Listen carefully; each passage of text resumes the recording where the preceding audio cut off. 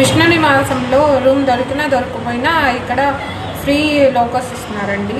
Second ఫ్లోర్లో free lockers ఉంటాయి, కానీ అవి సింగిల్ పర్సన్స్కి బ్యాచిలర్స్కి ఇవ్వట్లేదట. మీరు ఎవరైనా తెలిసిన వాళ్ళు ఉంటే వాళ్ళతో కలిసి తీసుకోవడానికి ట్రై చేయండి. అండ్ వీలైనంత వరకు విష్ణు నివాసం సరౌండింగ్స్లోనే ఉండడానికి ట్రై చేయండి. ఎందుకంటే ఎస్ఎస్డి టోకెన్స్ అనేవి ఒక పర్టిక్యులర్ టైంలో ఇవ్వట్లేదండి. మేము ఇక్కడ వచ్చే వరకు 4 PM 5 PM అట్లా అలాట్ చేస్తున్నారని తెలిసింది. కానీ మేము బై 12 AM నుంచి కింద వెయిట్ చేస్తుంటే 12కే క్యూ అనేది స్టార్ట్ చేశారండి. ఫ్రాక్షన్ ఆఫ్ సెకండ్స్లోనే ఆ క్యూ అనేది ఫుల్ అయిపోయింది.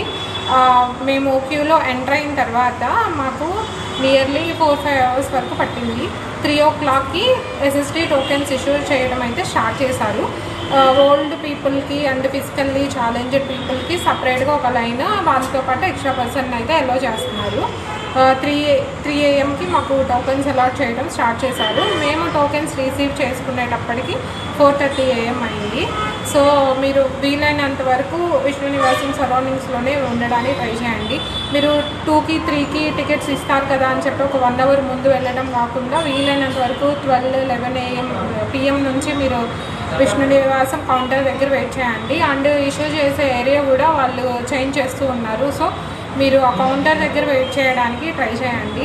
వితౌట్ టికెట్ వెళ్ళాలి అనుకోవడం ప్రజెంట్ సిచ్యువేషన్లో చాలా కష్టమండి. ఎందుకంటే మేము వచ్చినప్పుడు దర్శనానికి ఫ్రీ దర్శనానికి వెళ్ళిన వాళ్ళు ఇంతవరకు అయితే బయటికి రాలేదట, వాళ్ళని ఇంకా ఎలా చేయలేదట.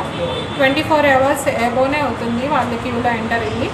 సో ఫ్రీ దర్శనానికి కాకుండా టోకెన్స్ తీసుకొని వెళ్ళడానికే ట్రై చేయండి, అదే safe maybe.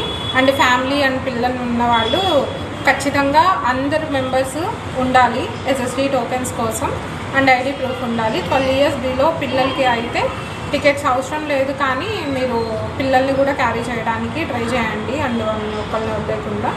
Thank you so much.